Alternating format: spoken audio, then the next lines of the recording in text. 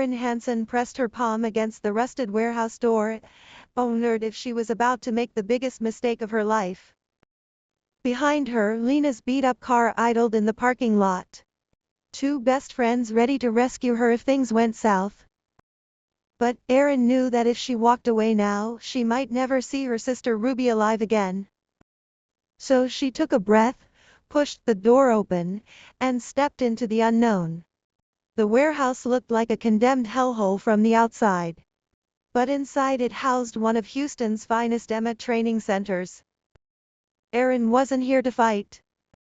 She was here to find Ivan Markovic, a man whose fingers were rumored to be deep in the city's seedy underbelly. A man who could get answers when no one else could. His gym attracted fighters from around the world. But Ivan himself was a legend of a different kind.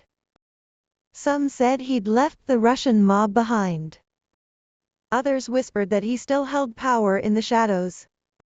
Her friends had warned her. Vivian worked as a waitress at the Samovar, a Russian restaurant frequented by men like Ivan. These are not the kind of men you go to for help, Vivi had insisted, her voice trembling with genuine fear. They're the kind you need help escaping. Lena had agreed, her hand on Erin's arm. Vivi should know, she works for Nikolai Kolesnikov. If that's not mobbed up, I don't know what is. But Erin had no choice. Her younger sister Ruby was missing, a pill addict whose boyfriend Andrei, one of Ivan's trainers, had dragged her into a world of stolen cargo and gang debts. Ruby hadn't been seen in over a week, and Erin feared the worst. Inside the gym, Erin found Ivan barking orders at fighters in a steel cage. He was tall, powerfully built, with pale blue eyes that pierced right through her. Tattoos snaked up his thick arms, and faded scars marked his jaw. When she explained her situation, Ruby and Andrei were in trouble with the Albanian mob, Ivan initially refused. I left that life behind, he said flatly, gesturing to a sign that declared his gym clean. He had lost 3 fighters to failed drug tests because of Andrei's influence. His reputation was on the line. But something in Erin's desperate plea, the tears she couldn't hold back, the trembling in her voice, the raw love for her sister moved him. He agreed to ask around, warning her to stay out of it. She gave him her number and left, feeling like she'd just made a deal with the devil. Vivi's warning echoed in her head, he'll expect to collect. Days later, Ruby called Erin from a crack house, her voice groggy and terrified. Erin, I'm in so much trouble. Erin rushed through evening traffic, her heart pounding, but when she arrived, the house was empty except for drug paraphernalia and the overwhelming stench of chemicals. Then a knife-wielding Albanian thug cornered her until Ivan appeared, disarming the man with brutal efficiency. In the chaos, Ivan declared, "She belongs to me," and pulled Erin to safety. He took her to his sprawling home, vowing to protect her from the gangs hunting her sister. Over the following days, Erin and Ivan grew close. He confessed his dark past, prison, theft, violence, but also his redemption. He'd built a legitimate business, donated to charities, and walked away from the underworld. Despite his fears that she'd reject him, Erin saw the good in him. Their passion ignited in his office, on his desk, and later in his bed. She felt safer than ever in his powerful arms, and for the first time in years, she let herself believe she could be happy. He called her Angel Moy, my angel, and she felt like she'd found a home. But the danger wasn't over. One night, 2 Hermanos gang members broke into his house, cutting the power and plunging them into darkness. Ivan fought them off with his bare hands, taking brutal beating but surviving. Erin hid in a closet, her phone pressed to her ear as the 911 dispatcher promised help was coming. She heard gunshots, thuds, and the crash of furniture, then silence. When Ivan opened the closet door, bruised and bleeding, she flung herself into his arms. "I've got you," he whispered, and she knew she'd never been so protected by anyone in her life. Meanwhile, Ruby overdosed and was hospitalized.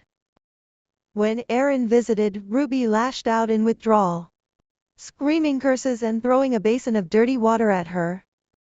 "You're such a bitch," Ruby shrieked. "You think you're so perfect."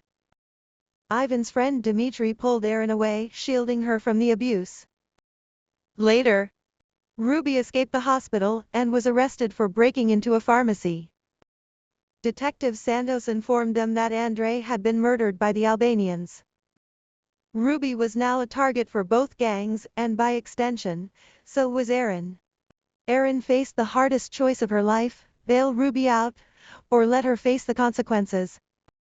She had spent years enabling her sister, cleaning up her messes, paying her debts, sacrificing her own dreams.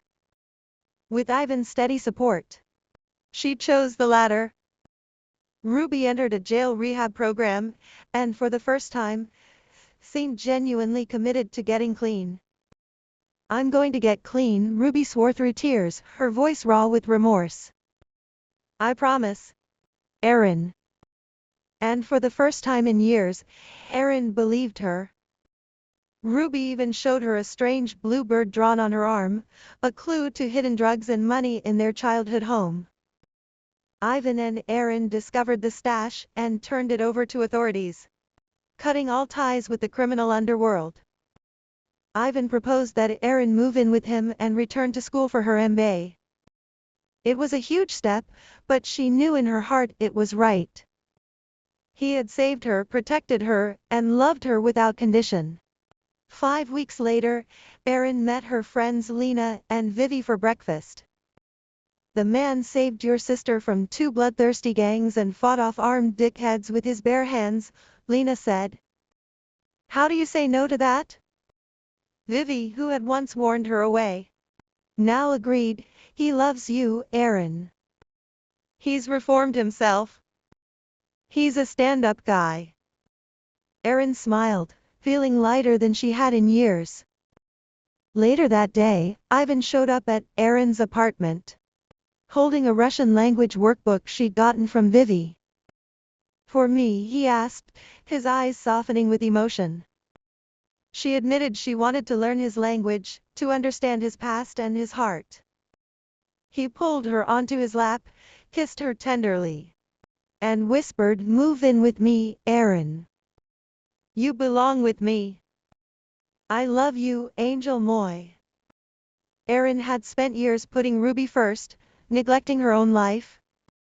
But now she saw clearly, she loved Ivan and he loved her. She touched his scarred face and promised, "Always."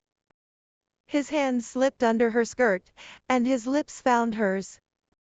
She knew there was nothing she couldn't face with her big, sexy Russian protector by her side. From the moment she'd walked into his gym, desperate and afraid, he'd changed everything. He'd saved her sister, defended her with his life, and shown her that even the darkest past could lead to a bright future. Erin smiled against his mouth and whispered, "Yes, Ivan. I'll move in with you. I'll go back to school. I'll do it all, as long as I'm with you." He kissed her again, deeper this time, and she melted into his embrace. She was no longer the scared girl running from trouble. She was the woman who had found her strength and her love in the arms of a man who had fought the world to keep her safe. And as his lips claimed hers, Erin realized that sometimes the biggest risk led to the greatest reward. She had walked into that warehouse looking for a monster, but she had found an angel instead. The deal she'd made with the devil had turned out to be the best decision of her life, and she would never let him go.